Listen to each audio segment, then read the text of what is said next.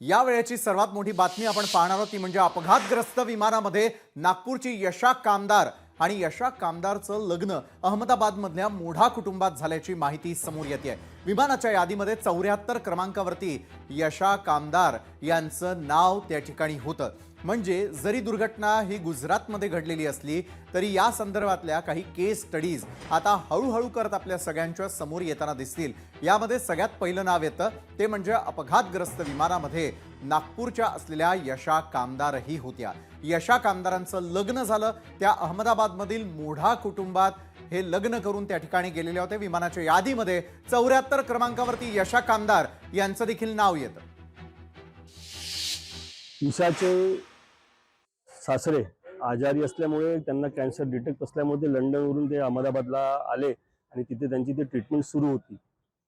Treatment सुरू असताना त्यांचं निधन झालं आणि निधन झालं असल्यामुळे इतके वर्ष ते लंडनला होते।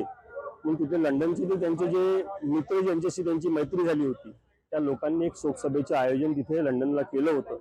त्या शोकसभेसाठी म्हणूनच ईशा आणि तिची सासू आणि तिचा छोटा मुलगा हे लंडनसाठी रवाना झाले होते। ईशाचे मिस्टर सुद्धा जाणार होते पण ती काही कारणास्तव थांबले। ते 2 ते 3 दिवसानंतर लंडनला रवाना होणार होते। लोकशाही मराठी ऐका, पहा, जागरूक रहा।